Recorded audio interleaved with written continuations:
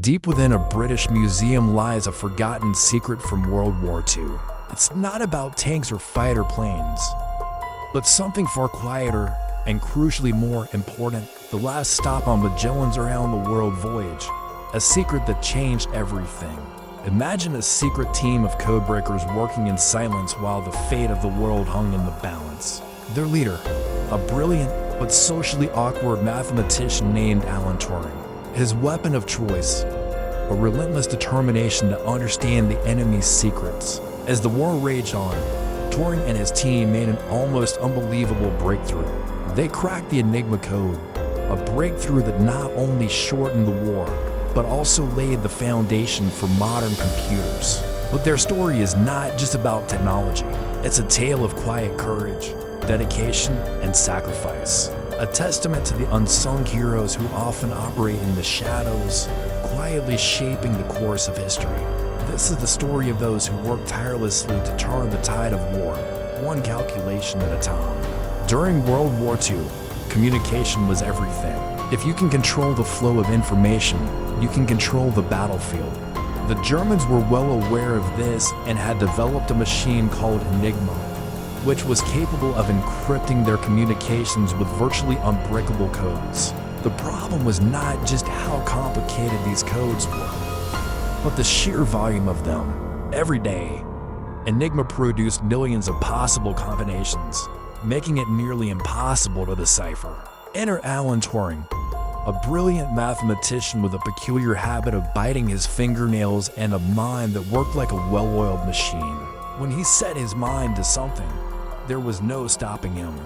He took on the challenge of breaking the Enigma code and assembled a team of like-minded individuals at Bletchley Park, a secluded estate in the English countryside. It was here that Turing developed a machine called the bomb, which would test thousands of Enigma's potential code settings in mere minutes.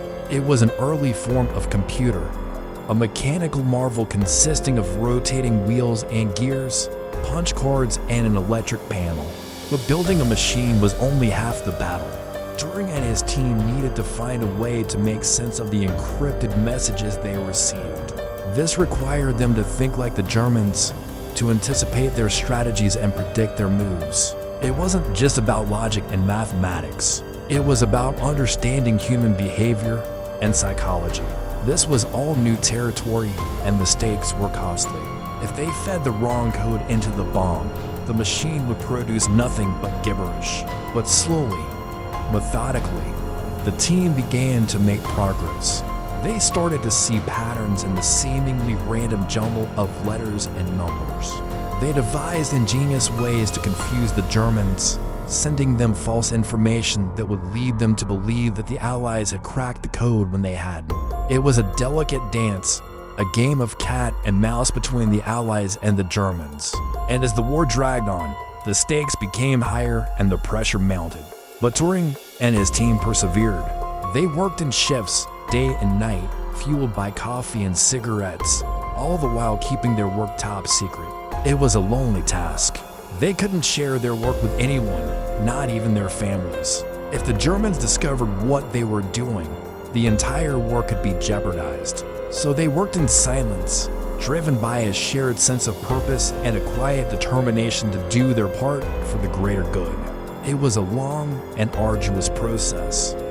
But finally, in 1942, they had a breakthrough. They managed to decipher an Enigma message for the first time. It was a moment of triumph, a testament to the power of human ingenuity and perseverance. From then on, the tide began to turn. The Allies were able to anticipate German movements, intercept their communications, and thwart their plans. The Enigma code, once thought to be unbreakable, was now being cracked regularly. In fact, historians estimate that the work done at Bletchley Park shortened the war by 2 years, possibly saving millions of lives. But despite their crucial contribution, the work at Bletchley Park remained a secret for decades. It was only after the war that the true extent of Turing's achievement was revealed. Now, you might be wondering why we're talking about this obscure piece of history. Well, because it's more relevant than you might think. You see, The techniques Turing developed at Bletchley Park are still used today to keep our own communications secure. The internet, mobile phones, and even the humble keyboard owed their existence to the work done there.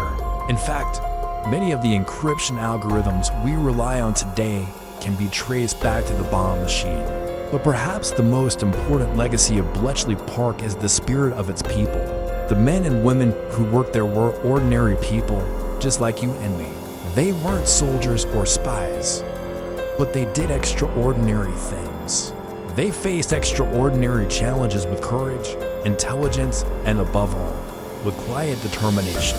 So the next time you use a computer or send a text message, take a moment to think about the people at Bletchley Park. The next time you hear about World War II, remember that it wasn't just about bombs and battles, but also about brains and bravery.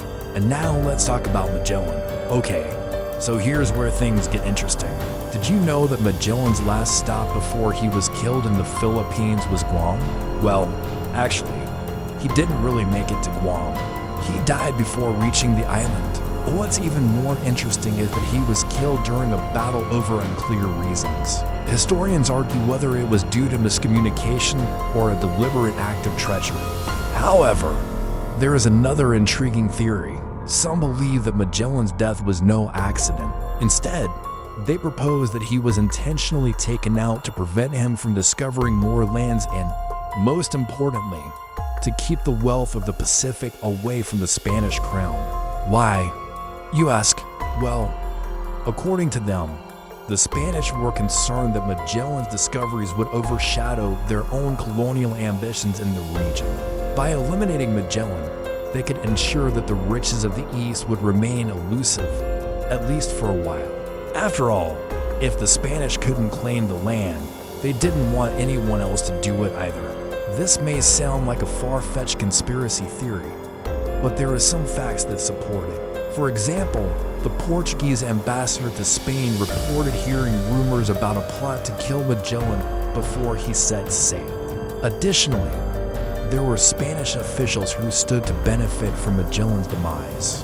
They would gain more power and prestige by controlling the trade routes to the East Indies. Of course, this is all speculation. We can't know for sure what happened to Magellan all those years ago, but it's still a fascinating theory.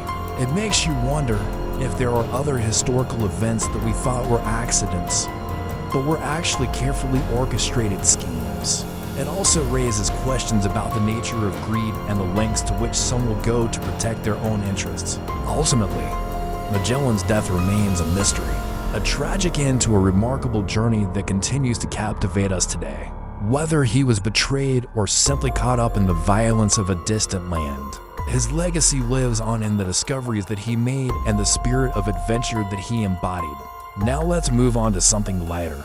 Did you know that there's a place in Japan called Korakuen? It's not your typical tourist destination. It's a garden, but not just any garden. It's a garden dedicated to cats. Imagine walking through a peaceful landscape filled with statues of adorable cats lounging on rocks and strolling leisurely.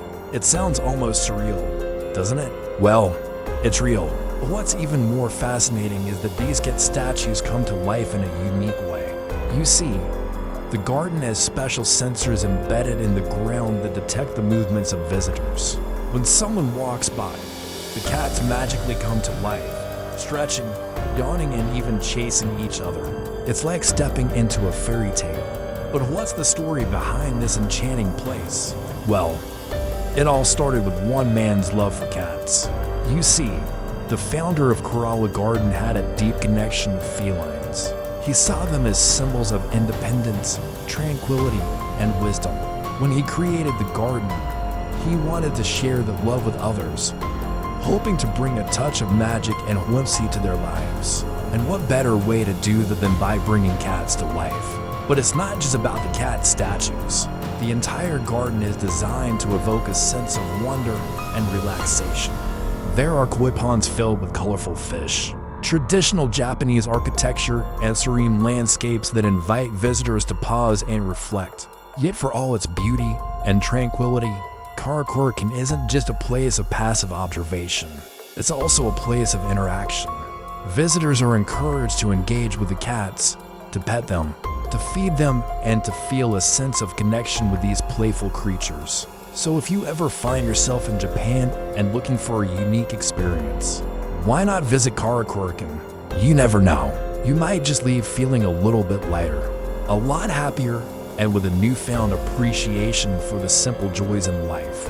And if you enjoyed this glimpse into history's hidden heroes, hit subscribe for more untold stories that shaped our world.